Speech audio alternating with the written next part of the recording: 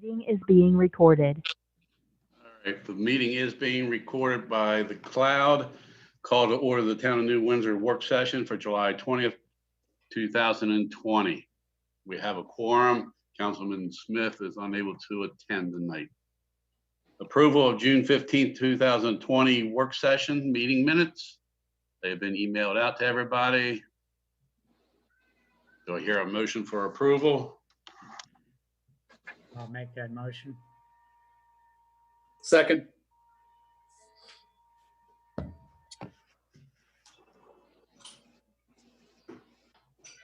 We have a motion by Councilman Paulsgrove, seconded by Councilman Huffman to approve the minutes from the June 15, 2020 work session. All those in favor, signify by raise your hand. We have 4 hands up. Those opposed, so carried. Wastewater treatment plant preliminary engineering report process. This is something that if you've been around for a few years, I've brought up multiple times to go to ENR. That's I guess the highest level, and we have Bryce Foxwell here with us, and Gary can give a little lead in to introducing Bryce, but this goes back to probably, well, I know it goes back to when Frank was still here, and we had talked about upgrading to ENR. And when we put in the wastewater treatment plant in 2011, May of 2011, when it went online, at that time, it was not mandatory that we, a small user, go to ENR, and that's enhanced nutrient removal. The big 66 or 67, whatever you want to count, Gary, I think, has 67 on his list, but those big ones that got funding through the Bay Restoration Fund were required, I believe, to go to ENR, but we did not. If we wanted to go to ENR at that time, we would have had to pay for 100% of it. So that's why we went with what we have. It is coming up on 10 years, believe it or not, in use. And by the time we were to upgrade, if we decide to upgrade, it will be about 15 years old. At this point, and we can get better clarification, but the state of Maryland will fund, for the best part, most of the preliminary engineering report process. We may have to pay some advertising, that sort of thing, but for the most part, that's paid for by the state of Maryland. And then if we want to go to ENR, which that would be my hope, even though we just put this in 10 years ago, but the state has funding for it, about 75% funding for it. So my thought process is that sooner or later, MDE is going to make ENR mandatory, and very possibly the funding would go away, where we would have to pay 100% of it to meet the new regulations. So that's where we are at this point. Bryce and Gary and I met 2 weeks ago, I guess it was, something like that, to go over a little bit. And then I invited Bryce to be here tonight with us to explain a little bit more in detail. But at this time, I'm going to turn the floor over to Gary to fill in the gaps that I may have missed. Okay, yeah, Bryce Foxwell is with George Miles and Bure. We call them GMB. They're on-call engineering services for the town. Have been so for quite a while and do a lot of work for us.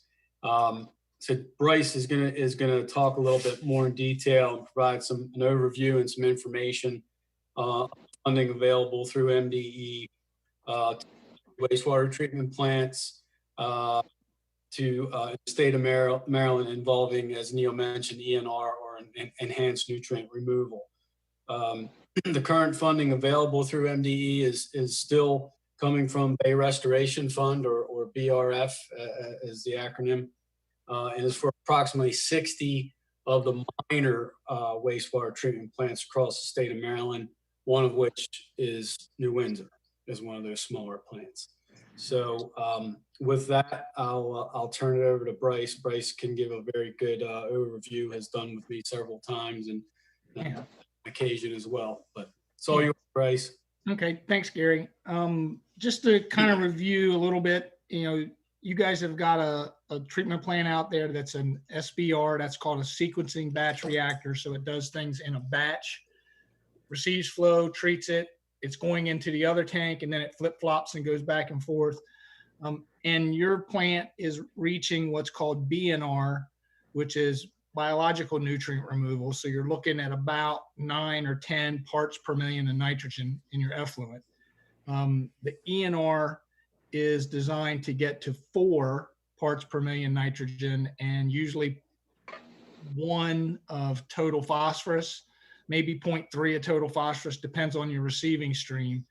And if you operate your facility efficiently and can get to 3 parts of total nitrogen, the state will give you an operational bonus every year that your average comes under the 3 level, to help pay for some of your chemicals and electricity or so forth. So it's not a huge bonus, but there's an incentive to operate your plant, more efficiently. Most of the large facilities, as the mayor said, there's 66 or 67 of them, where everything that was above 500,000 gallons are all gone to the ENR level. The last plant to do ENR is the Hampstead Wastewater Treatment Plant, and they're about 9 months from completing construction over there. We're doing that work for Carroll County at the Hampstead plant. We also just recently, about 3 years ago, updated the Freedom plant for MES and Carroll County as well. So it's kind of a niche thing that we do in the wastewater world, where we've done probably as many, if not more, ENR treatment plants in the state of Maryland than any other engineering firm. We did the first BNR plant. We did the last BNR plant. We did the first ENR plant. We're doing the last ENR plant, and we did the first minor plant. That's what you guys recall less than 500,000 is our minor plants. The process has changed from what historically was done on the larger facilities. The state realized that when they were doing larger facilities like Carroll County, the county would front the preliminary engineering report money and all the engineering fees up to when construction started. When construction actually did get started, you got those fees reimbursed. The county or the client would get those fees reimbursed based off of what they referred to as the eligibility percentage. What was done in the preliminary engineering report, when you looked at each individual process stepping through the plant, and there's an eligibility requirement on there for funding. So they used that eligibility funding, and then they paid back the municipality for that work. Well, in a small town, that preliminary engineering report and engineering fees to get through to your construction may be several $100,000, and it may be several years in the making. And the state realized that was a burden for a lot of small towns. So what they have done is, with the new process for the smaller facilities, they actually will, if the town agrees to sign an ENR agreement that you'll proceed forward with ENR, the state will actually fund that report up front for the town. They then, when you go through the report and through the engineering and go to construction, they then apply that percentage back on the first draw from construction, and it's still, you still get funded whatever that eligibility is, but they will front that money for the town. The difference between the small facilities like your town is and some of the larger facilities is, historically on the large facilities, when you sign the ENR agreement, you as the municipality were committed to do the project. The state realizes that may not be in the best interest of the town. So what they are allowing is, if you sign the ENR agreement, go through the PER, the preliminary engineering report, and when you get done the preliminary engineering report, you get to see what the projected costs are, how much your user costs are going to be, and you may decide as a council that in a town that, maybe that's not the best thing that you want to do right now. The state would say, okay, that's fair enough. We entered into that process and that was the deal. the state will still pay for that. So you still get one last chance before you move forward into the engineering and going into the design. If you don't feel that that's in the town's best interest, you can walk away and the state says, okay, we appreciate it. The state funded the report. That the state realized that if they didn't do that, small towns were not going to just automatically volunteer to spend those dollars. Looking at what you guys have there, I think from talking with Gary and Mayor Roop, I think you could get qualify for somewhere about 70 to 80% eligibility for funding for that facility, which I think is as good as you're going to get at any point in time today. We have done a few facilities where we've gotten a little bit more, but on those facilities, we've gone from a lagoon facility right straight to an ENR facility, and that includes funding for headworks that you guys already have. The question I have had for talking with Gary and Mayor Roop was, you guys have got an existing set of tankage out there that is starting to struggle and is going to have some issues. I know you got some funding through the state to do some of that work. Our interpretation of the rules, looking at it, would be that any new tankage or any new facilities would be 100% eligible for ENR, but I'm not sure how the state would look at that. So that would be one of the first things that we'd want to have a conversation with the state about.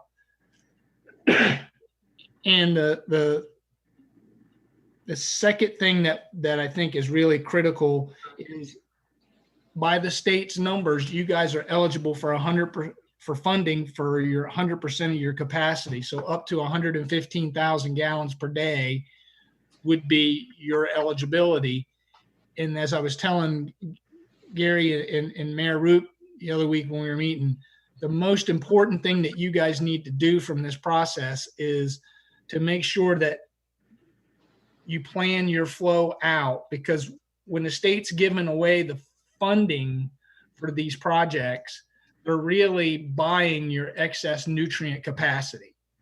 So you guys have a certain nutrient load that's going to the stream from your wastewater treatment plant.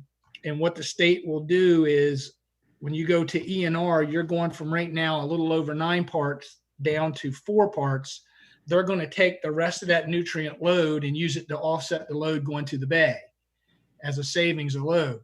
You won't ever have that capacity or that nutrient load again. So when you get ready to plan as part of the PER, we will look at what your service area is, what you envision for future growth, and make sure we keep enough of that load so that you guys can get to that future load and future growth that you're going to need, 40 or 50 years down the road. So that's one of the things that will need to be done as part of this exercise. And then the state will have a requirement that we look at 2 or 3, most likely 3 different treatment options, price those up, look at the operation and maintenance cost, electrical, chemical, operational cost, and do a present worth analysis.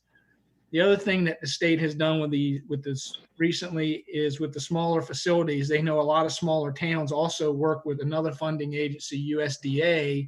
So the state has put the same preliminary engineering report requirements and got together with USDA so that they have the same requirements. So if we get done with this report and say you look at the state and the state says, we'll give you 70% BRF funding, you could turn to USDA and hand them that same preliminary report and say, what opportunity does USDA bring to the table for us for funding? They got a little bit more paperwork with USDA that's required, but typically they're in the business of loaning money. And what we've been seeing in a lot of our jurisdictions is they will entice you with a grant to fund the rest of the project through them as a loan. So some places we've been seeing $1 million, $1.5 million, or $2 million a grant from USDA to fund the other $3 or $4 million through them. So that's a nice thing that they've now allowed. That same preliminary engineering report requirements are the same for MDE and USDA. So you could talk with both if you want to, or just with one or the other.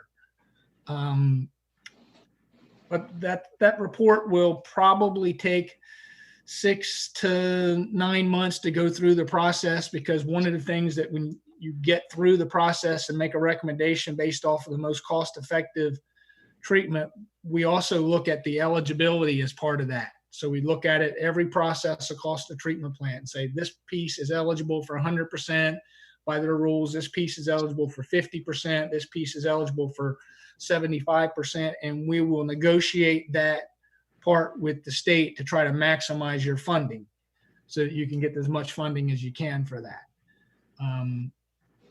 Like one of the things that you guys are probably aware of, you started to look at a dewatering with a screw press, press at the treatment plant. You don't have any sludge capabilities right now. So if you put that as part of this, you should be 50% eligible cost for that. So again, that's part of the reason why I'm assuming the town probably stopped pursuing that design on the press, because if you went down this path, you'd pick up some dollars free for that. So don't know if there's any questions. Bryce, along with this, I know MDE wants to see I&I cut down because of this. If we cut down I&I, it would help the whole system. Is there any funding for I&I while we're doing this? It actually, the Bay Restoration Funds also include some funding to look at the I&I. They will look at, as part of that study, typically we look at what the flows are and see what the flows are. If they're outside of a range, the state may say, we want you to do some I&I work in there. And as part of the Bay Restoration Funds, what a lot of people don't realize is there's actually some funding set aside for that, for I&I removal as well. Should we, not to get off topic, but should we be taking a look at our I&I right now, or not I&I, but our flow numbers right now, since it's dry? And then when we get some rainfall, take a look at what the numbers are then. It's always a good thing to look at. It's always a good thing to look at, is just to see, what your water use is, what your flow is to your plant on, like you said, it's been dry. It's going to be dry. It sounds like for the next 10 days, does your water use match up well with your sewer flow? You're going to have some leakage all over the place and some air to meter. But if you're within 10%, that's probably good enough to say, we're using 75,000 gallons of water and we're seeing 80,000 gallons or 85,000 gallons of wastewater. That's probably a pretty good balance there. And then you would look at it during a wet period of time and say, okay, within the next 6 months or so, and say, look, our flow went from 80 to 95 or to 105 or to 140, then to look at, there's always some leaks in a system. And generally my rule of thumb would be, on a large rainfall, wet flow, if you don't go over 2 times your average daily flow, it's probably not cost effective to try to chase it down. Okay. Just because it's a little bit on Church Street, a little bit on Springdale, a little bit on Main, a little bit here, a little bit there. And those little bits cost a lot to pull out. But if you've got a stream crossing, look at your stream crossing, make sure you don't have a manhole cover that's been taken off or knocked off. And it's one of those things where you really want to find a big leak, because the big leaks are easy to fix. But if you don't see a really, really big spike in there, I don't think you guys see a great big spike from what I've seen and talked in the past. I think you see flows change and increase, but everybody does.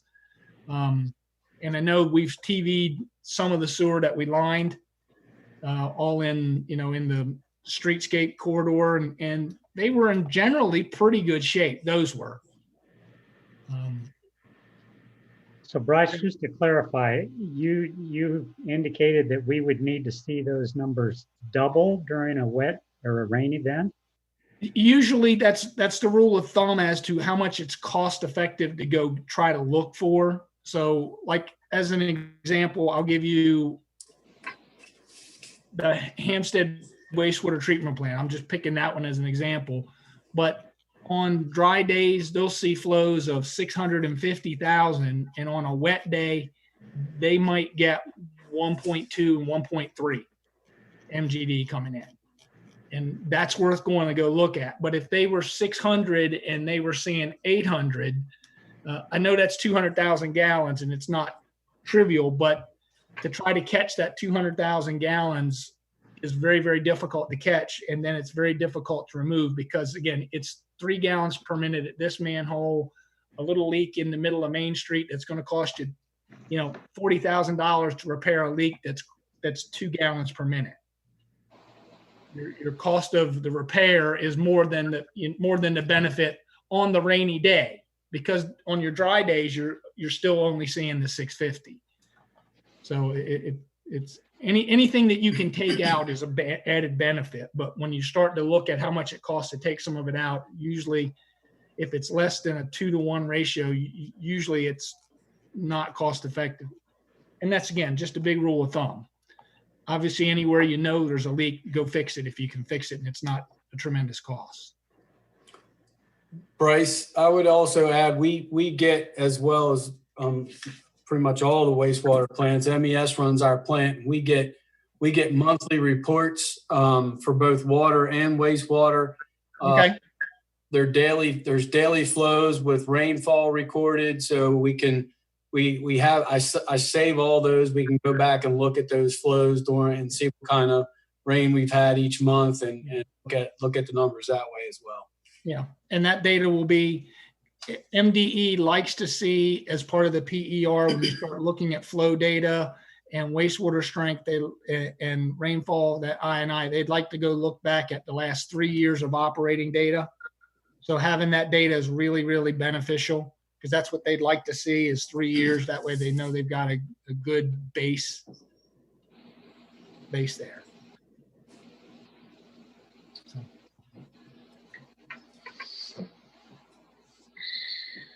But the PER is the first step in moving forward with the state to get funding to go to the ENR. And it's really what's the process going to the state and saying we want if the council were to decide to do the preliminary engineering report, just to explain it to everybody? I think the first thing we do is set up a meeting with MDE. We go down with the town and probably yourself and Gary, and we'd sit down with them and go through the process. They've got a pretty detailed, I'll call it a cookbook of how and what they want. And make sure that everybody's on the same page, because you guys are on the list. But the state is kind of picking and choosing where they're spending their money, and will either encourage or discourage someone from doing doing this project. And then once you get through that conversation and you feel good, the next step would be entering into that ENR agreement. The state would send you that ENR agreement to sign. And then at that point, we'd be in a position to go ahead and start moving forward. They probably would want to see an agreement between the town and us to make sure that the fees for that work are in the right range. They'll review that as well. We probably do 4 to 6 PERs a year for different clients all over the state. It's part of the funding process. I would suggest while you're doing it, if you're looking for dollars, to have a conversation with USDA at the same point. They might be willing to give you $1 million to finance 2 or whatever, or $500,000 to finance 1. What I'm seeing, it's about 25% if I had to throw a dart at the numbers I'm seeing in other towns. So it's like they're giving you a grant of about 25% to fund the other 75. You can get funding through MDE as well, grant loan funding. So you can loan through MDE as well if you wanted to, or you can go local. If you've got a bank you want to deal with, that'll give you a rate that's as good as what those other guys do. USDA would be a whole separate conversation from MDE. They do talk behind the scenes to each other to make sure that they're on the same page. Michelle knows there's some more paperwork with USDA. Yeah. There is. Well, Michelle loves paperwork. But one thing with our history with MDE, legislators have been very helpful in getting us supplemental grants to help us with those loans. And I'm not sure USDA, if we get a loan through them, that MDE or the state of Maryland would help us pay off a USDA loan. I'm not, so that I feel more comfortable going with MDE. However, we definitely need to have the conversations with USDA.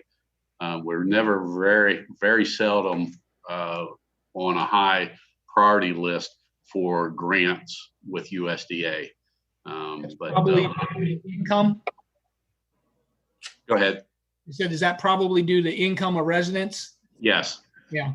And that's their grants typically are based off of that. But like I said, I know that they're in the business of loaning money. That's how they make their money. So they usually do something to entice you to get there. And we can always ask them. Yeah. All they can do is tell you no. Yep.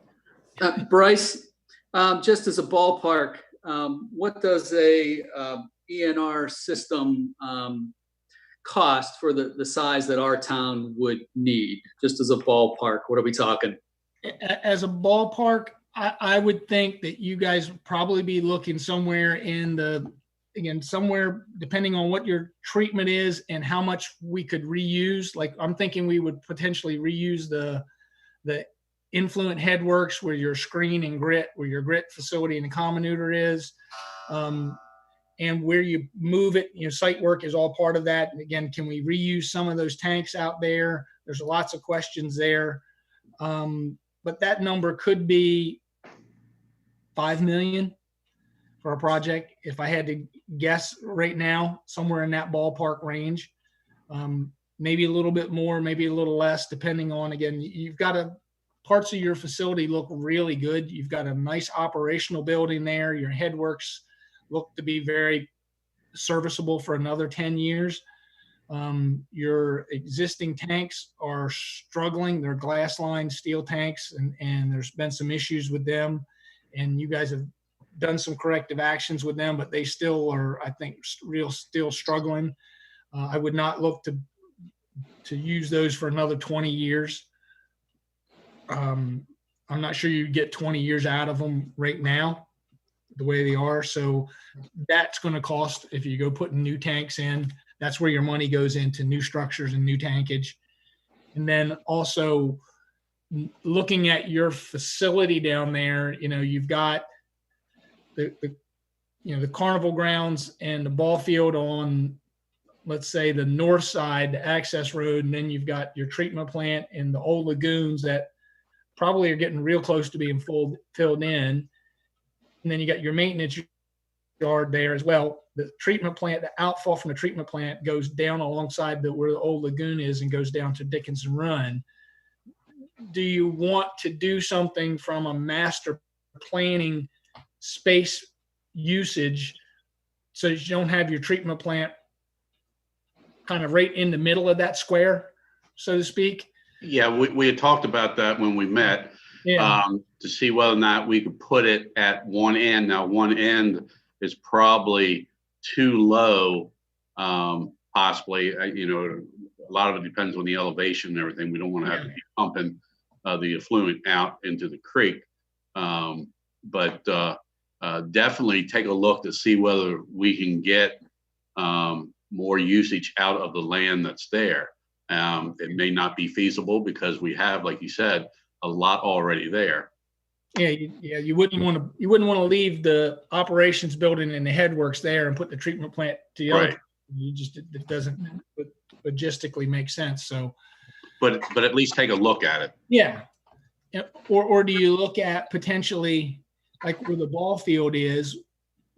that's kind of tucked back in there, hidden. If you left your headworks and building there, do you move the new tanks on the other side of the old treatment plant building, like in the edge of left field, and made it a little league ballpark potential? Or do you move them all down next to Dickinson Run? I mean, again, there's pluses and minuses with each one of those options. Right. So that would be part of the process, is to try to figure out, again, what the size of the tankage is and where it goes and how hydraulically it wants to work or not work is part of that process. And those are all things that the state would want to see as part of that as well, as part of that process.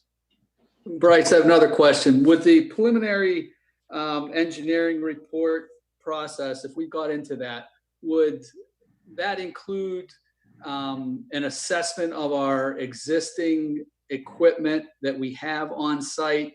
And would that tell us whether we would need to replace that equipment while we put in the new system? Where I'm driving at is, if we have things like such as our tanks that are going to need to be replaced in the next several years, regardless, I'm trying to figure an offset. We got to spend money on new tanks, but do we spend that money on new tanks with a new system, or do we put money into the old system and new tanks? And so would that process help us with our equipment, and what we could save and what we would have to redo? We would look at, because you guys have an existing facility, we would look at what those facilities, the condition of those facilities, what hydraulic capacity they have. Like, as an example, as I'd said earlier, the town should evaluate what their future flow is going to be and say, I'm just going to pick a number for conversation purposes, but right now your plant is rated for 115. You're probably flowing about 80, 85, Gary? Yeah, we're a little lower than that right now, but it's been dry. Yeah. But let's just pick a number and say that for planning purposes, if you took all the vacant land within the town's limits and built them out, ultimate flow might be 200,000 gallons. So you'd want to look at parts of your treatment plant being able to treat to 200,000 gallons. Now, that may not mean that the facility's built for 200,000 gallons today, but maybe your headworks is. So you would look at that, and you would look at each one of the processes as it comes through. Maybe the grit, maybe the grinder, or looking at the piping and the influent pumping station to make sure that was all sized for peak flows. And then you'd start looking at your process and say, okay, if we're building a new facility, we're seeing flows right now at about 80.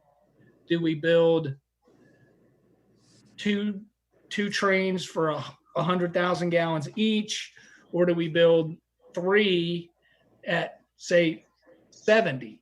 So we build 2 today and plan on a third one coming on maybe 20 years down the road, because you're probably not going to go from 115 to 200,000 gallons in the next, 5 years or 10 years. So there's no reason to build more than what you need right now. So we would look at that at each process going through. Like right now, you guys have UV disinfection.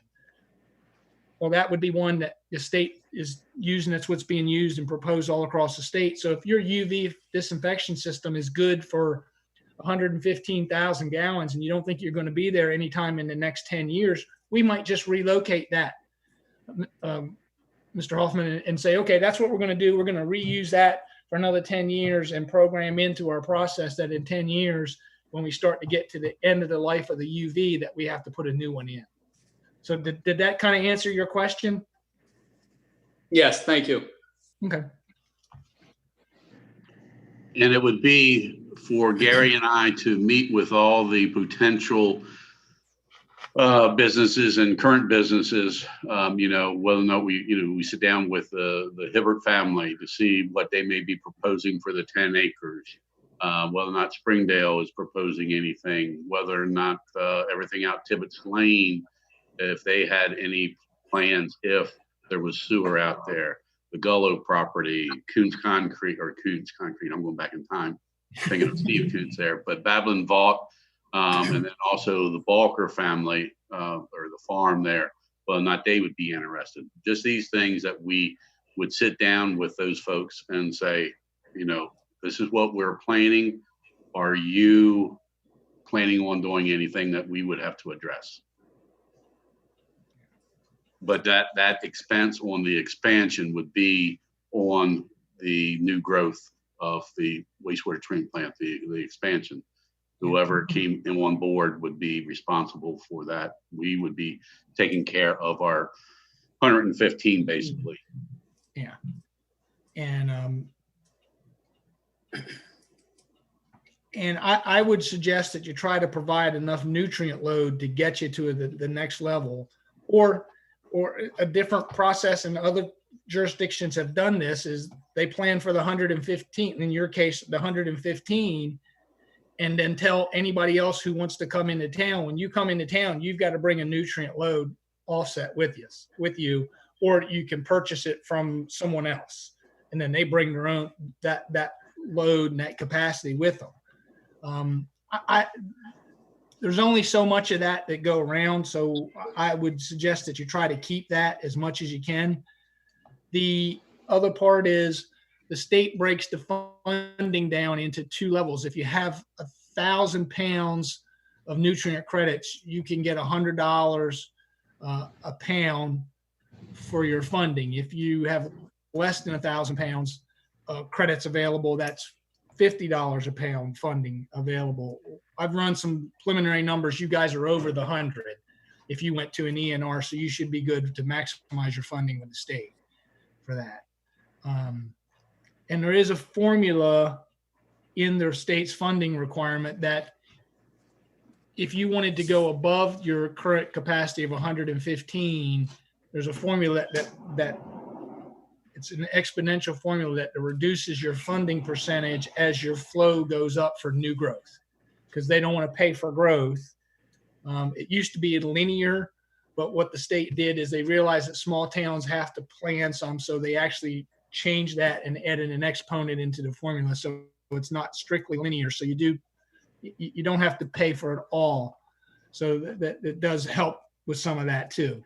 But we would run through those numbers as part of that process with you guys and get you a pretty good feel for what that would cost. But Questions, council? the other thing I would say is just from a timing point of view, like I said, it'd probably take 9 months to go through the PER between the work and getting the state to approve it. Design wise would probably take about a year to design a plant, give or take a little bit, depending on timing and so forth.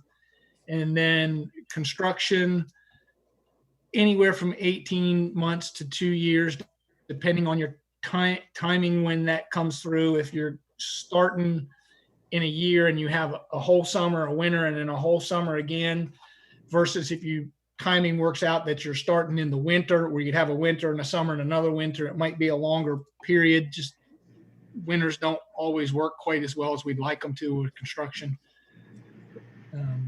So you got to advertise it and go through that process too. So you'll have better numbers for us on estimate our share, but you mentioned anywhere between $1 million and $1.5 million. I'm thinking if you're looking at that type of project at somewhere in the 70 to 80% eligibility, somewhere in that ballpark, maybe it's 2, maybe it's 1. Again, I have to figure that out, and that's part of the PER. And that's the good thing that what the state has done with the minor facilities is it really allows you guys to get the answers to those questions before you ever have to put any money out. You're vested in it and you go through that process. But if the numbers, say if I'm off by, $750,000 and the town's cost ends up, if the eligibility is too low and the project comes up a little higher and that cost was $2.5 million and you guys went, oh boy, I really don't want to spend $2.5 million. You can say to the state, we don't have the stomach to do that at this point in time. The growth is not that critical right now. So we're asking to put that on a shelf, and we'll pull it back out in, 10 years to see it, or 5 years. But as I said to you, Mayor, this program is out there. The question just really ends up being, how long is the state going to have this program? And the other thing I can tell you from what we've seen over the years, as I said, we did the first BNR plant in the state of Maryland. We did the last BNR plant. And when you look at that, the beginning of the program, the state was a little more lenient with grant eligibility money than they were at the end. The same thing happened on the ENR program. The state was a little bit more lenient and gave a little bit more funding on the front of the program than they did on the tail end. So if you happen to be in the front half of that program, usually you get a little better look at it from an eligibility point of view than you are at the end of that program. Or at least historically, and I guess maybe I should be a financial guy now and say past performance is no indicator of future. But that's what I've seen in the past, is usually on the front side, they're looking for towns that are willing to work with them, because they're trying to get all these facilities converted over. So the more that they have out there going, the more other people will have to jump on board. Has the state given any kind of firm estimates of when they will actually require all this to be done? I have not heard anything from the state of when they're going to require that. I don't know that if they knew, they'd never tell you. That'd be the other. The BNR program came out and it ran for probably close to a decade. And then they came out with the ENR program and it ran probably for 15 years. I don't know what will be next after this in this process. But there's not really anything else to go grab. I mean, you guys at the minor level are the last treatment plants across the state to really pick back up, other than the ones that are not on the list. And maybe that would be their next program, is to go after maybe even smaller ones with some funding. But so Hey, Bryce, I have a clue on that. Bryce, I got two things, two questions. There's approximately, I found the old sheet you gave me a while back with a list of all the facilities, the minor facilities. And I think there was about 60 on that list. How many have started the PER process or gone through to actually gone through with the upgrade? No? I've got that list as well, Gary. I'm going to say probably 20%, 25% of those people are in the process or already done.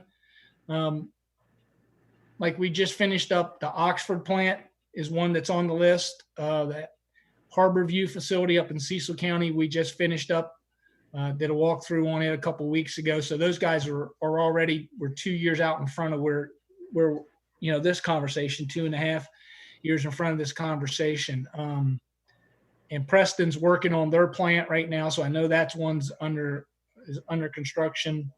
So I'm going to say probably 25% of those people are in that process. We're working on one in Trapp, Maryland as well. We just started doing the PER there. I could look at the total list and come up with a number, but I don't know.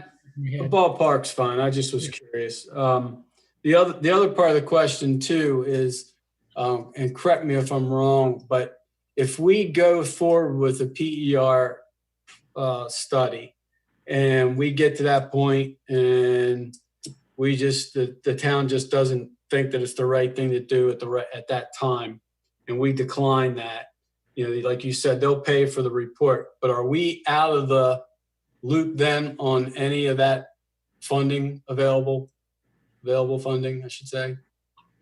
My guess would be you would probably have a harder time convincing folks that you're ready to move forward.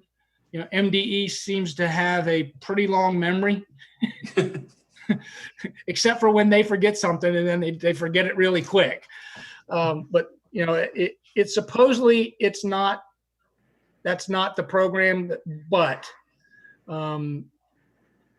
you know, there's supposedly the nice part about doing the report is they've said, you know, once you get the report done, if we need to blow it back off because, you know, politics have changed, policy has changed, growth has changed, somebody's come to the town and is building something within the town's district or whatever. So I think it would still be eligible, but I'm thinking that they'll probably look at it a little bit tighter. Okay.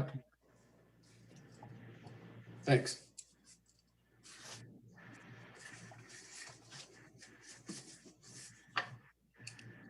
Any other questions or comments? Recommendations? Well, it would be sounding to me like we need to move ahead with this just so we know where we are.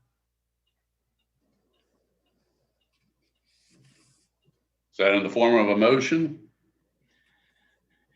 If that's what we need.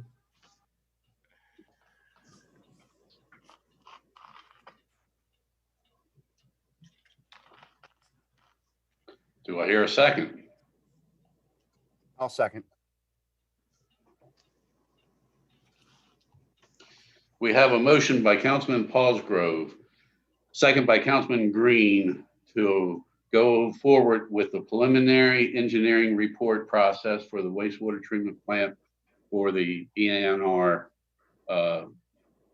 capability. Comments, questions, thoughts? All those in favor, signify by raising your hand. All 4 council members have raised their hand. Those opposed, so carried. Thank you. Bryce, appreciate it. You're more than welcome to stick around, but I know you just got home, so.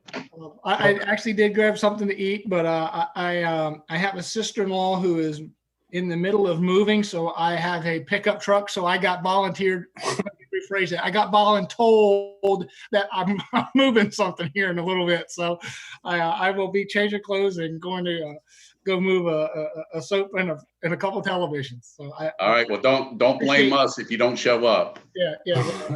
I appreciate you guys putting me up on the front part of the agenda so that I can. Yeah, sir. And we appreciate your time. Thank you very much for explaining it. I think you explained it very well.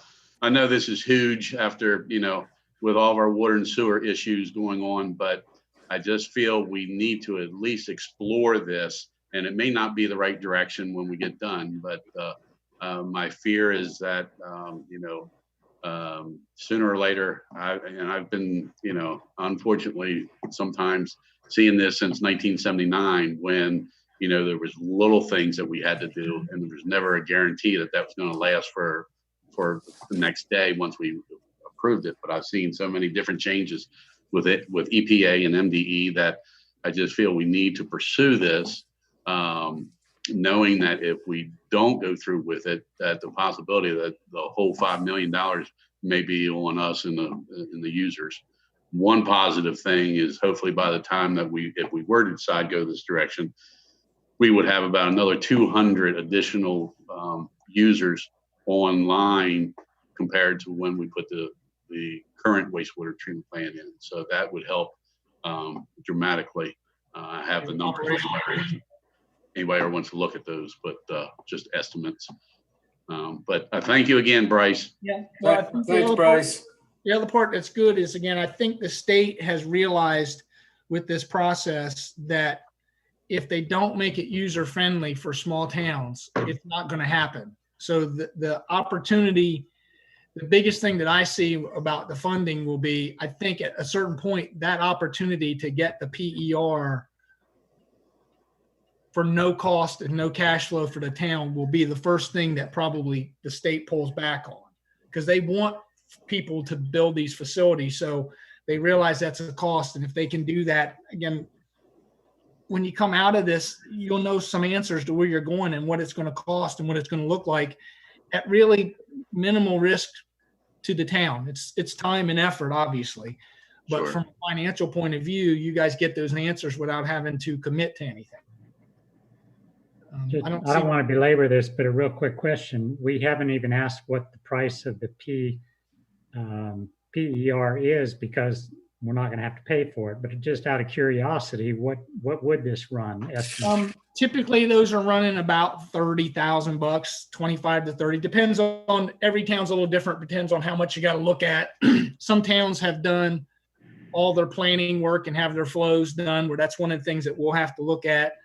And just also, as I said to you guys the other day, make sure everybody else is aware, if your planning documents aren't up to date, that'll be one of the first things that the Maryland Department of Environment brings in, the Maryland Department of Planning. And, you know, your master plan and your comp plan and your water and sewer plan, those all have to be taken care of to whatever flow. I mean, you're looking at 115 and going to there. So that makes it fairly easy, because that's probably everything that's in your master water sewer plans based off of that already. But if you were going to look at what it needs to be, ultimately, you probably would have to look at that and get that approved. So I think you guys, I haven't gone through the master water sewer plan in any detail, but it's something that you need to look at as part of this. But that number somewhere in the 25 to 35, depending on what all we're looking at on there. Okay, Thank you very much again, Bryce. Thanks, Bryce. Yep. Everybody have a good night. Appreciate it. You too. Thank you. Night. Yep. Gary, you'll get a letter to Bryce tomorrow or sometime.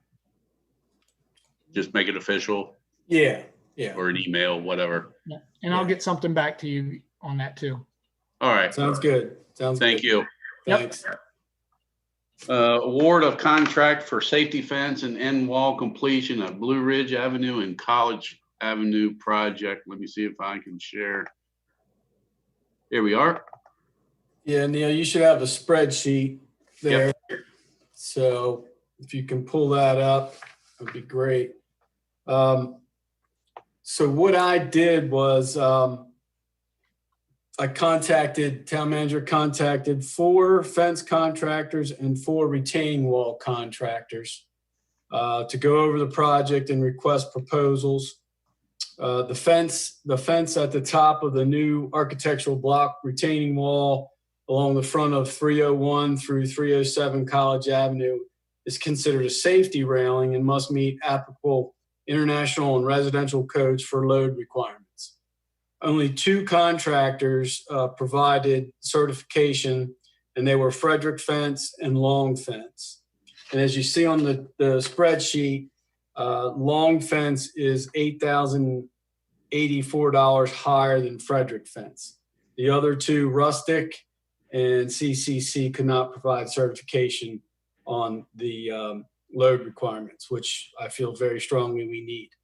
And Rustic Fence I tried to get back to them on several occasions and to see if they could provide it, and they never even responded to being able to provide it. So that's that on the fence side. On the retaining wall side, only two contractors have submitted proposals. The one, Rhine Landscaping, Construction and Pools. I met with them, but they said it was too small of a project to bid. Seibel Masonry is a local company. Gave me a verbal number and said they will submit a proposal with the schedule and backlog. But in talking with Mr. Seibel, he stated they had just started a large project and would not be able to do our project for some time.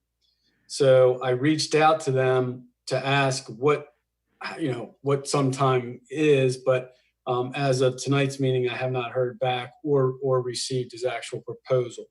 But he gave me a verbal, as you can see, I think in here I noted it was a verbal of 8,500. But he can't, like I said, he can't get to it anytime soon. Stone Strong of Maryland is the highest price, as you can see there. Their product is a large precast concrete block that's filled with smaller stone. They use a local engineering firm for engineering shop drawings of their walls. As an example of what their product looks like is they did the wall, the retaining wall for the reserves as you head out of town on the right-hand side there, the big block. Now they have a smaller version, a little bit smaller version of that they would use, that they propose for college, but it's basically the same type of design, which it's a very good product, but it's a very expensive product. And I just, I just feel it's a little bit of overkill for this project here.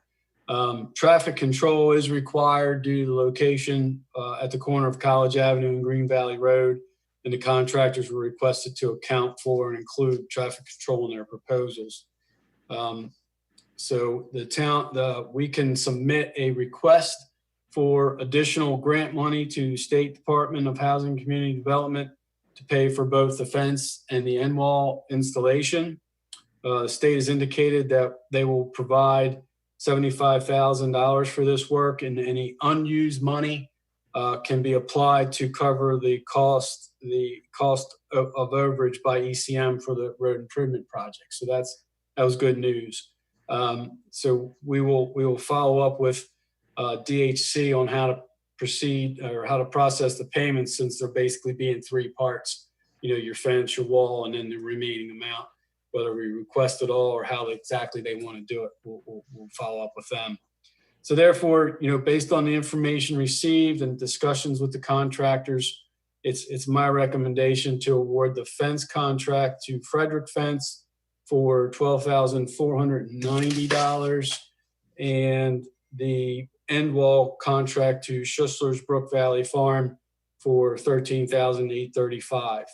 That brings us a total at the very bottom there of $26,485, which would leave $48,515 we can apply to the ECM overage on that. So that's where we are with that. Any questions? Gary, the product that Schussler's will be using, you're satisfied with that product for both the fence and the wall? Well, Schussler's will only do the wall, and they're basically Frederick, right? Sorry. Yeah, Frederick Fence. The product they'll use is similar to what the existing wall that's out there now. They're just going to continue that and taper it down. So yeah, they're going to match that as close as possible. So okay. And you can see 4,000 of their price is traffic control. So, you got to plan for a couple of days of traffic control, a sub consultant for state roads. So it gets a little pricey on the traffic control side of things there, being a state road.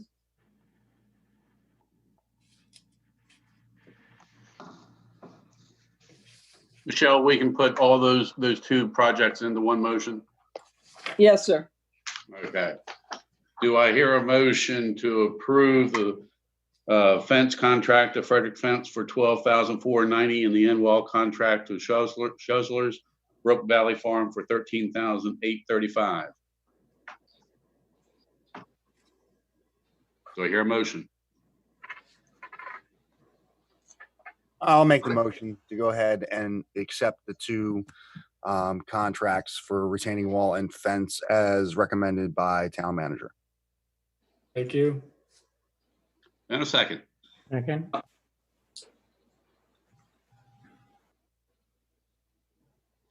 I'm not going to read all that again.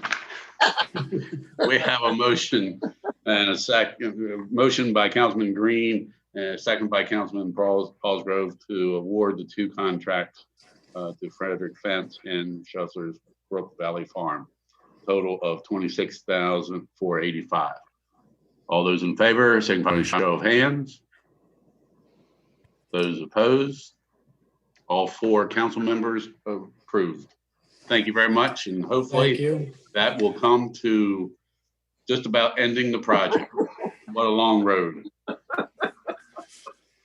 On another note related to that project, I did receive the signed letter from ECM that they've agreed to the payment terms. And the only thing they need is another sign, and they'll get out there and put the last of the signage and curb painting that they need to do out there. So we're definitely in the home stretch here finally. So. All righty. Thank you, Gary. Yep. Number 4, social media policy. Okay. This was discussed at the June 15th work session meeting at the request of Attorney Ostrander. The most recent social media policy we have is Resolution 09-02-15. So that dates back to 2015, which I emailed that to Mayor and Council back on June 11th. You all were asked to take some time and review that policy for discussion at tonight's work session. It's generally good practice to review and look at ordinances and resolutions every couple years. And so we're nearing the end of the 5th year in this current resolution since it was adopted. So once we do get a revision or update, if that's what we end up doing, whatever, we'll end up putting that eventually on the town website after final approval. So, Michelle, if you want to add anything or anybody have any questions, feel free to jump in. Well, I'll jump in a little bit here, because one of the reasons that I started to look at this was not so much in the town of New Windsor, but in other jurisdictions and things that I see on newsletters and stuff. In the 5 years since we adopted this policy, for good or ill, the social media world has changed even more. And we are moving into a period that may be somewhat contentious. So our thought was, when I first looked at it, is I wanted to make sure that the town website did not become a venue for, Joe Biden's an idiot, Trump should be locked up. I just think it's unwise for us to go down that route. We do talk about, there's a prohibition on promoting political activity, but I don't really know that that is going to be adequate. And I would rather, frankly, try and anticipate a problem than deal with it once it happens. But that's why I started to look at it. But I went back before tonight's meeting and looked at the policy. Oh, hold on. Can you close that door? I'm sorry, that's our dog. That's one of the reasons that I'm usually on silent. It says that we do not allow links or solicitations to commerce or promote services or products, which we do. And there's Frankie's and Uncle Mattie's and Mr. Welker and Magnolia Manor and the Homestead and a lot of local places, probably from time to time. So I just think that's something that I'm not saying that we should prohibit or allow. It's just that we say we don't allow and then we allow. So that would also make it that much harder if somebody's business was not something that you found savory and you didn't want to have that advertised. It would be very difficult to unadvertise it. Now, luckily, most of New Windsor is pretty savory, so I don't know that that would be a problem. But those are just the two thoughts that I had in revisiting that. As everyone here knows, I do very little on social media. I am what my children call a stalker. I go on to see if they have posted anything. I don't really care about people's cats or yarn or what they're having for dinner, so I don't spend a lot of time there. But I know people who do, and those people should be looking at this because I'm not the one to ask. So those were my thoughts. Well, Michelle, I had the same thought about that particular, your most recent thing, because we certainly do that. And I think that it got convoluted along the way in the fact that we wanted the page to be a place where local organizations could be not so much promoted, but that folks could be aware that they were there. But we need to change the language, and we need to decide if there's anything that we don't want. And, but the other thing that I've become aware of because of my other job is that there's more looking at whether or not a conversation with by a bunch of elected officials on a social media forum could be construed as a public meeting that wasn't announced. Yes, that is also a concern. So if, for instance, somebody posted something, it doesn't even have to be an official, and I decide to comment on it, and then a couple of days later, Mayor Rube comments on it, and then a couple of days later, Councilman Green gets in there. So was that a meeting? Because it's hard. It's probably not a meeting the way you describe it, but No, if one gets on at noon, one gets on at 10 after 12, Right, and one but- gets on at 12:20, Well, but there's then there's you've got a even problem. there's even some question about if it's all the same thread and it goes on and on and on. Yeah. So, we just need to find a way to address that too, So, and I have actually found several resources that I can send to everybody, and we can all take a look at it, but it's definitely time for a look, and some things have to be updated. Yeah. And MML may have something as well. Yeah, I found something from the National Council of Cities and an organization that does legal advising for cities. And then there's a forum called Gov Delivery that the state uses, and they have some resources on there. And so there's plenty of stuff out there. And 5 years was a long time in social media. In this world. Yeah.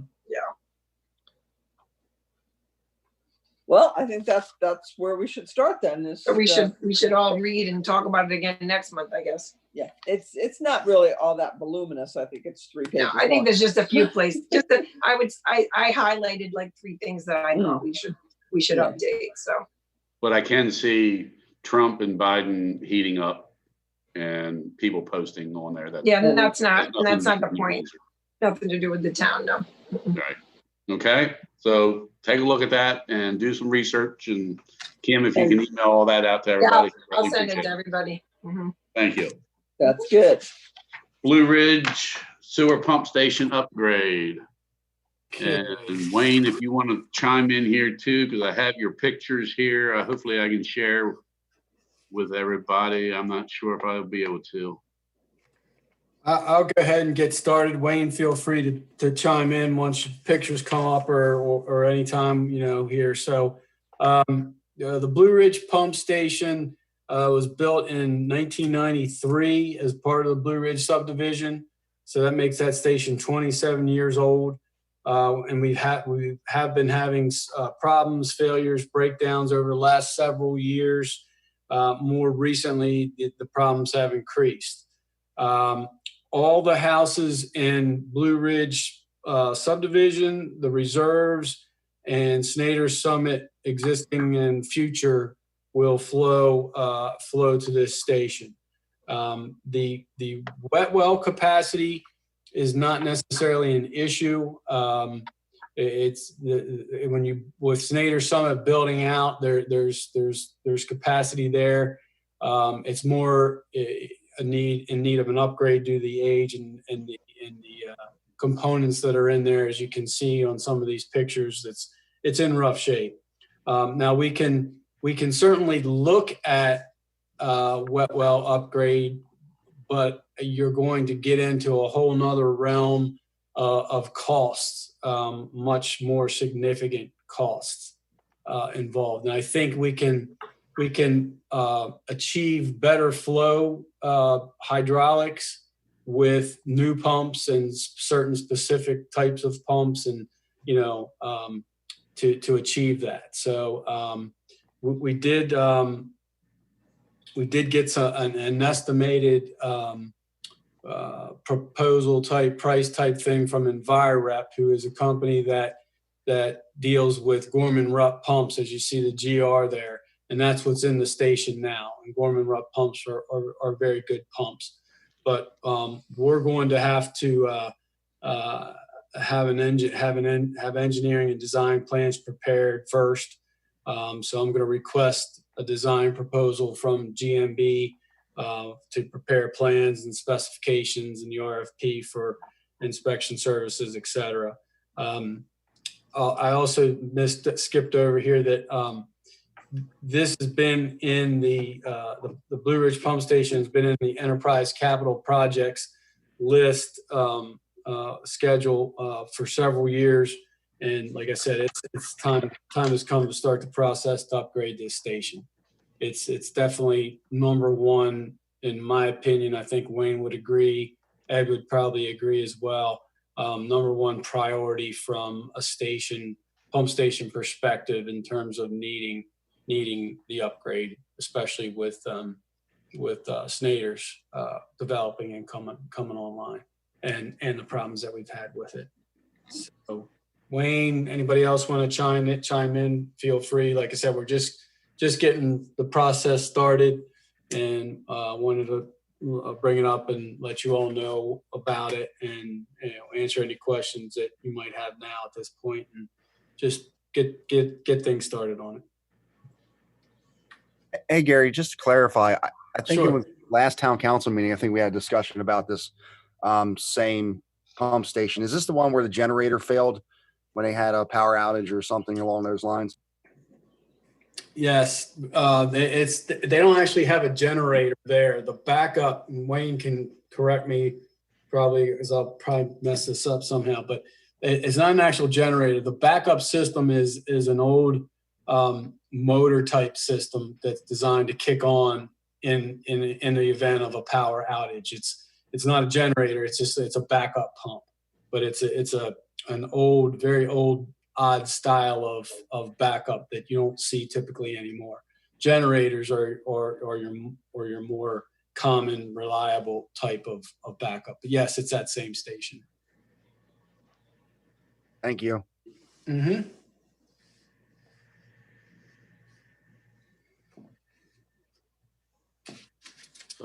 Are we at a point where we can go ahead and authorize the engineering on this? No, I think what we'll have to do is I'll request a proposal from GMB. They'll put it together. They're a long call contractor, but I'm pretty sure it'll be over my limit to approve. So let me do that, get that proposal from them, and then bring it back to you to approve that design process. Okay, I'm just concerned, particularly with knowing the failures that have occurred over the last several weeks in that. I'm just concerned that we need to get this rolling as quickly as we can. I agree. I'm sure Wayne agrees. Yeah, I can send in a request. I can get that going tomorrow. They can turn that. They should be able to turn that around pretty quick and be able to get started on that. You think it's fast enough for our August town council meeting? Maybe I can ask. I can ask for it. Yeah. It's going to be too big of a project to do without a bid, though. And I think the right way to do it, if you look back on the plans for Co and Maine, they were done most recently, I think about 5 years ago. This design is going to be similar to that. The difference with those two stations is the actual location of the old pump station to where the new ones were moved slightly. This will be basically in the exact same place. But I still think we need those plans. Co and Maine had plans designed and that were used to go out to bid. And I think it would be in our best interest to get a set of plans together for that. I think it'll be not as involved, but I still think it would be needed to have a set of site plans and plans for bidding. All right. So you got your direction. Okay. Thank you. I'll get an email out tomorrow. Maryland 31 Water Main Improvements Project update. This is part of the Streetscape project. Gary and I and Bryce was on that. We had and then also can't think of the other guy's name with Bryce, but Dave. Dave. And then members of State Highway Administration, we had a Zoom meeting, and we talked about getting the project back up and running, and they are still basically, of course, as everyone knows, Transportation Trust Fund has been hit hard with the virus, with nobody traveling anywhere and the gas tax and the revenue not being there. However, we're looking at probably 4 fiscal years before they have to come up with their funding. So I'm already in touch with our delegation, and Senator Reedy is going to be contacting me this week to see if we can work to get the State Highway Administration more funding for their part. Right now, they're just willing to put in new curb and sidewalk and pave. And with the overall project, it's a safety enhancement project. And they're not, in my opinion, really addressing the safety features or aspect along High Street, where people still have to mow by being out in the street. That is not a safe situation, and I want that eliminated with a retaining wall. And also up on Main Street, there's areas there by Blue Ridge Avenue that needs a retaining wall as well, so people don't have to mow out the street. So I think their numbers were like 1.5 million just for the paving and sidewalk and curbing, and $5 million for the retaining walls and all the other little things that we had in there in the one original plan after we took out the roundabout. So, I'm going to try to get our delegation in the next 3 to 4 years to come up with $3.5 million extra for them. I just can't see us going through with this project just to get it done, and not address the safety issues there for the folks there. So that's my opinion on there. We had a real good meeting. We did talk about start time and end time. And normally the project goes from a project like this, because of traffic control, 9 to 3. However, I reached out, they actually reached out to Sam DeLawrence, and he contacted me today and wanted a little more clarification of what I wanted. I wanted a traffic count of traffic coming in from Frederick, and then also from 31 westbound coming in, to see what kind of traffic and what the speeds we have going through town. The last one that was done was 2017. And he took a look at the numbers, and he says, if we can do another one, he says he doesn't think it's going to change a whole lot. And I think it's like $2,500 every time they do one. So we're just taking a look at the 2017 numbers. But as of today, he said it looked like the project, when we go forward with it, could be 8 to 4 instead of 9 to 3. So any contractor is going to enjoy another 2 hours per day working. So that would speed up the project a little bit.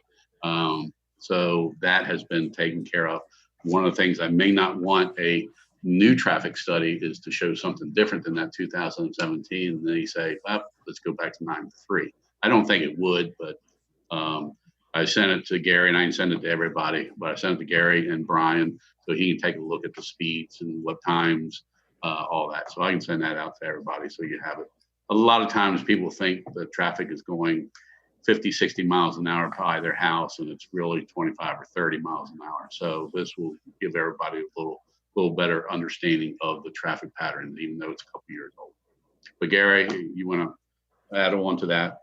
Yeah, Neil's points are all well taken, especially with the safety side of the state's part, the streetscape. I just want to keep reminding everybody that with this project is a two-phase project, in that our water line upgrade replacement is the town's part, so to speak, the big part for us, and comes prior to the state, ahead of the state doing their project. So they're related, but they're two separate projects.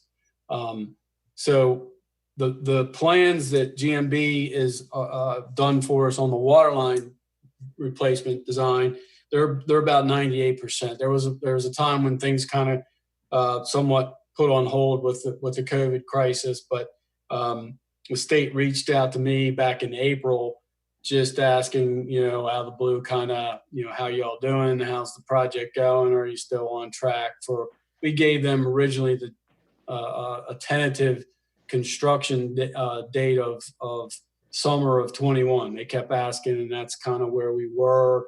It's just, it was a date we gave them at the time we thought was reasonable.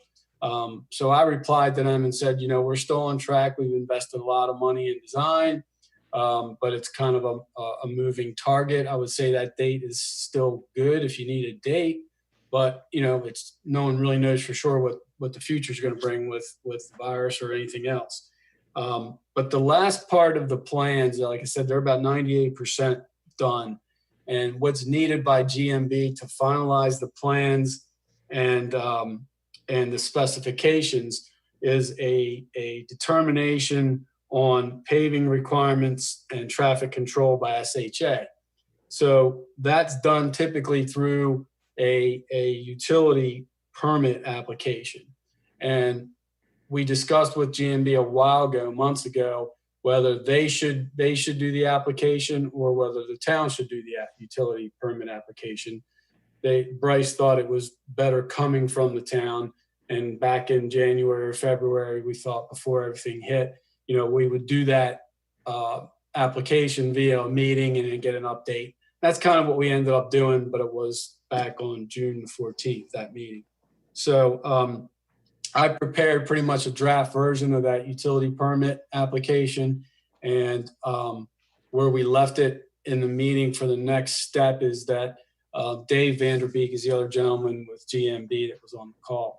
He's going to contact Andrew Radcliffe with the state and send him the information that they have proposed for the paving requirements and traffic control for Andrew to review and hopefully approve or ultimately approve so that they can finalize things and get everything to 100%. So my goal on the water line side of things is to get the plans, the plans, the specs, permit, approvals to 100%.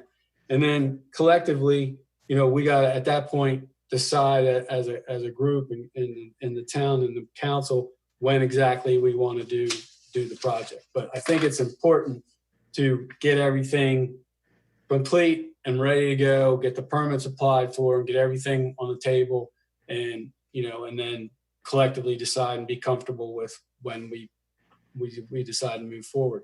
That project is about expected to be about an 18-month project, again, depending on the time of year when things get started. Like Bryce mentioned, the construction varies depending on when you can get started and all that. So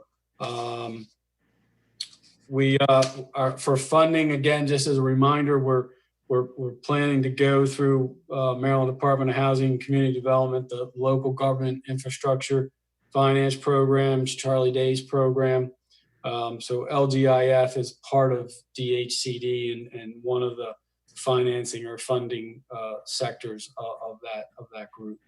So they offer very low interest loans. They basically do they get large pools of several municipalities and whatever projects they're doing. And it's basically economy of scale for loans, and interest rates down, typically around 3% or lower on those. So just an update on that.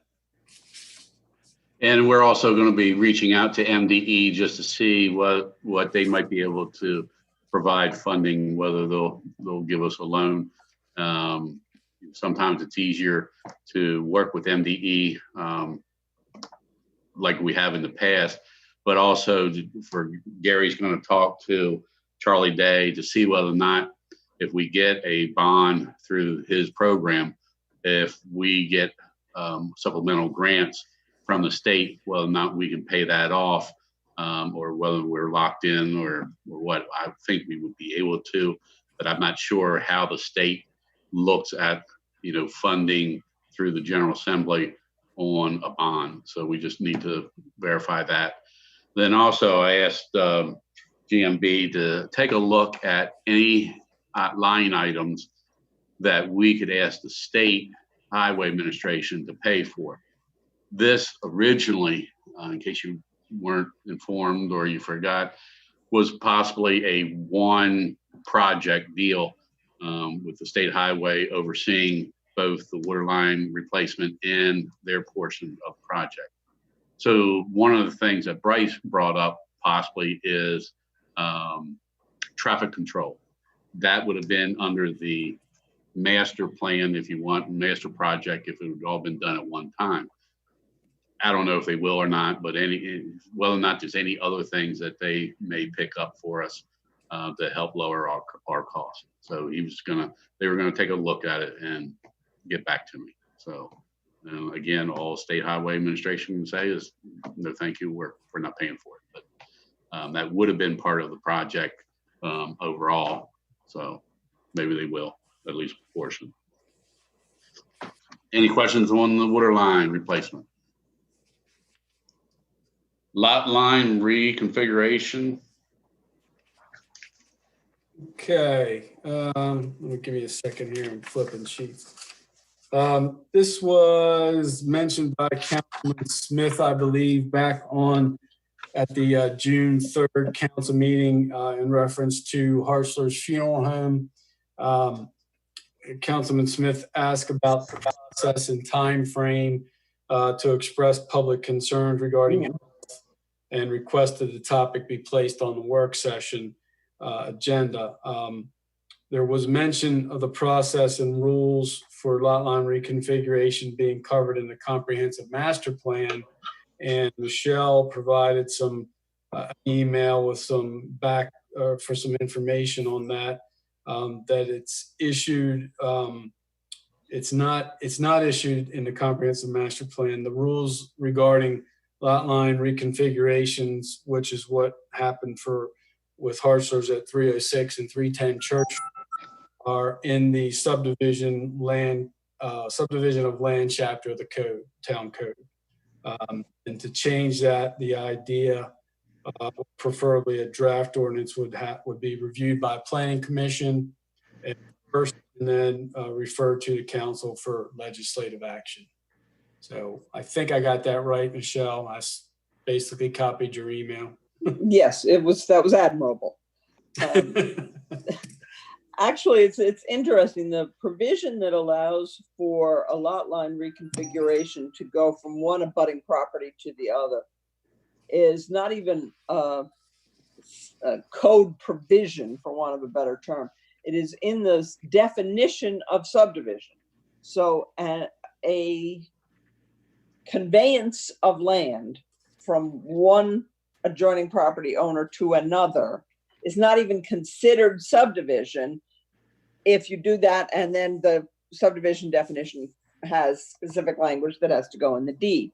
The concern came up because of the Hartzler situation, and what he did was completely legit and legal. Don't think that it wasn't. But the issue comes up, the question was asked, is there a way to not allow someone to convey off, say, their parking, or to convey part of a lot that might have infrastructure, public infrastructure on it? And that was the question that I think actually the mayor and I talked about a little bit. And I think there's no reason you can't do that. You can allow, just as you do now, for a portion of property to be conveyed from, lot A to lot B, so long as they're right next to each other. But you don't want somebody who's hard up for money, for example, to convey off all of the parking for his house. And then if he continues to be hard up for money, he has to sell the house with no parking. So that was the issue. And if that is still the concern, we can put together a draft either by modifying this definition of subdivision or by putting other provisions in that would address this particular issue.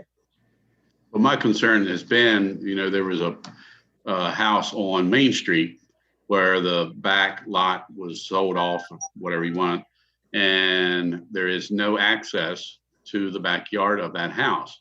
So whoever lives there is always going to have to park on Main Street, basically.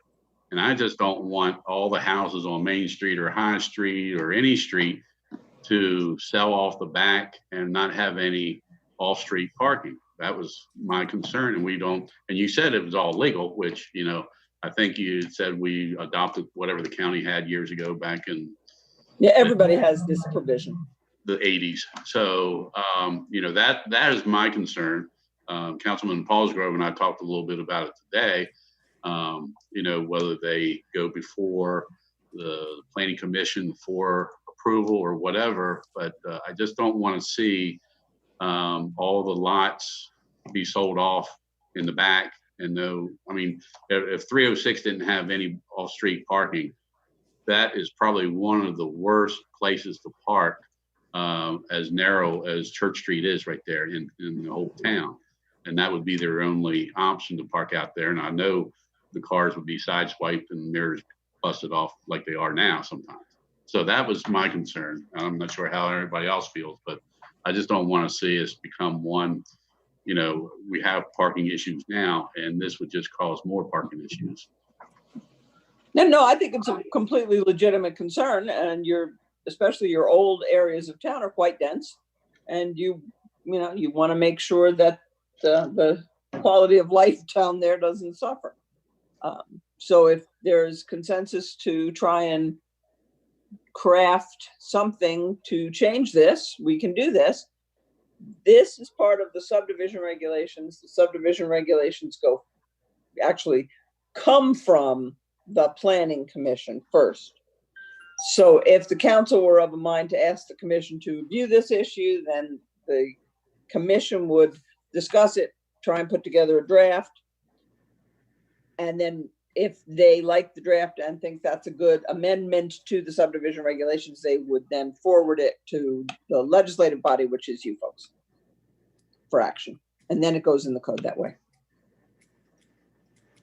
So Michelle, just to confirm my understanding of this, we really need something in the code that would actually prohibit conveying off all the parking, as opposed to just saying that any kind of lot line reconfiguration has to be reviewed and approved by the planning commission. Yeah, I agree with you. I think that we need it to be more specific, because what is the planning commission's task? What is it reviewing to if there isn't some kind of provision for that? So and what is their authority? Yeah, it's frankly not going to be a half a sentence change. I think it's going to actually require some thought, but I'm confident we can do it if there's sentiment on the council and the commission to go ahead and do it. Yeah, I think we need. So all in favor of moving forward with some kind of, okay? Yep. Everybody's in favor of it. So Michelle? That's our task. Dave? Thank you very much. All right, thank you. Hey, Neil, Bert? Yes. real quick while we're on the subject, and I know it's related, but it's unrelated. Concern about like cleanouts. I know there was something maybe in 2015, if there's new construction, that they would have to move the cleanouts off their property into I guess town property, because we're responsible for cleanouts.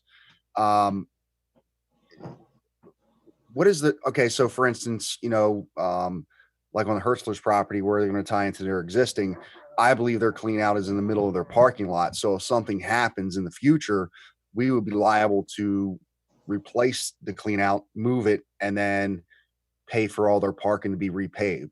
So just wondering, what is that new construction clause in the sense of if they're tying into an existing lateral, or if they're like they did, they actually took over another building, which they're building for their business. How would that have fell? Because my concern is that there's a problem to clean out in the future. The town is now liable to pay for all the actual construction or moving that clean out and paying for it to be repaved. And I think that's something we need to look at in the future. How's that language? What classifies as new construction or construction. Because ideally as a town, we would like to get all the clean outs that are on properties in the town property. So it doesn't cost us, all the repair costs for the properties. Gary, you familiar with that? Yes, that was my comment reviewing Hartzler's plan, was that I did not want them tying into the existing sewer connection for 306, that they had to have their own separate connection to the main. And I believe they agreed to that. Michelle, is that something, is that tied? That would be, I'm not sure if that falls in the same category, subdivision land chapter of the code. Is that something we can address with the planning commission along with this other change? I don't know. I apologize. I- I just can't answer that Yeah, right off the top of my head, because a lot of the issues about the drain cleanouts and stuff are not in the subdivision regs. They're in the water and sewer portion of the code. And I would just we'd have to look and find exactly the provision to which Councilman Green is referring and see where it is and what it says. And I just don't have the answer to that right now. All right. Okay. Thanks for bringing it up, Terry. Thank you, Terry. Yeah, I that was my big concern. One of my main concerns with that site plan process. Gary, I thought that was only, that they were tying in only the sink that was going to be in that into the existing garage. There was a sink that was going to tie into the existing lateral from 306, not into their 310 properties line running to the back. Wasn't it just the sink? Because they were not going to put in any kind of restroom or anything like that. It was just a sink. Right. The proposal is only for a hand washing sink to be in there. No toilets or anything like that. But the problem lies with the sale of the property down the road, and which is, my understanding, is the intent eventually to, if it's the same owner, it's not a problem. But when owner A becomes owner B and you're mixing sewer discharge, it can create issues and problems. Agree. They did put an easement over that portion of the sewer connection for 306 because it runs through the part of the property that they cut off and put on Hartzler's. So there is an easement for 306's sewer to run through that property, which is a good thing. But I still had them basically required that they make a separate connection, even though it was for a sink. It didn't raise the same concerns with normal sewer discharge, with it only being a sink. But I didn't want to, split apples with that. They need to be separate. That was my policy and county's policy. It's every property is one water connection, one sewer connection. But we'll look into the part of the code where that is called for and go from there. And if we need to get that to planning commission, we will, or we'll follow up with that. Okay. Good with that, Terry? All right. Thank you. Purchase of new pickup truck for public works. Okay. Just an update. We talked about this in the town manager report at the July council meeting. I reached out to town manager, reached out to Mike Myers. Mike is he's the bureau chief of purchasing at Carroll County. I've known Mike for a long time, and I put Wayne in contact with Mike. And the county purchases most of their trucks off the state contract, and the town can piggyback directly off of that contract. So that's a good thing. Wayne put together specifications for what is needed by Public Works and has sent out to a couple of local dealerships and also back to Mike in purchasing. And then we're waiting for Mike to send the contracts between the county and their truck dealers to Wayne So then he can contact the dealers to get pricing on the specific options that we're looking for through the state contract. So one thing I just wanted to note to make sure nobody has a hang up or is married to the traditional color. Wayne's looking for a light gray versus the traditional white. So unless somebody's really married to the traditional white, we're going to be looking at a light gray. So I'm colorblind. I don't care. Now, when you ask me, I don't think anybody is going to be upset if it's gray. Just thought I'd mention it before we go out and buy one and say, why didn't we get white? Well, somebody will. I didn't recognize you. It wasn't a white truck. Right. So that's just an update on where we are with that. So it's moving along with many other things we got going, but it's in the works. All right. And late charges on water and sewer bills. Donna had a question about that. And from my understanding, the governor's executive order is still in effect and they cannot be charged yet. Do we know when, is there a deadline on that, governor's? Do we have a date on that, or is it just until further notice? I think until further notice that we can, I know the next, I don't know, everybody signed up for that or not, know about it. July 29th is a webinar with the sub cabinet. So we can address it then. Yeah, you and I are both signed up for that, I believe. Yeah. Yeah. So, but as right now, to my understanding, executive order is still in place. Okay. Does anybody have anything else? Gary, do we have any indication or numbers on how many of our water and sewer customers might be incurring lateness or be late on payment? I would have to defer to Donna on that. Per the last report she gave at the council meeting, it wasn't, there's only a few. We haven't had an uptick in request for that or an uptick in late fees that I'm aware of. But if Donna's ears are on, she could chime in on that, or we could get an update at the August council meeting. I'm sure she'd give one then. Just an FYI, I pulled up the governor's website and I'm looking at that executive order and it says it's in place until he lifts the state of emergency, which I believe is still in effect. Right. So. Thanks, Kim. Mm-hmm. I'll email that order to you and to Donna too, so you have it. Okay. All right. Well, ladies and gentlemen, I think this has been a very productive work session. As you can see, we have a lot of major projects ahead of us. Whether or not we pursue them all, how we pursue them is going to be critical. You know, we do have funding options, but no one wants to pass it on to our users more than what we have to. However, some of these things we have to look at very seriously. It's just not for today that we're thinking about, but for future generations, so that we aren't putting projects off for the next 20, 25 years. That has happened in the past. I can take some of the blame for that, but you know, we need to go forward and keep upgrading and updating and improving our infrastructure, so that future generations don't have to pay for it. We can't kick these projects down the road all the time.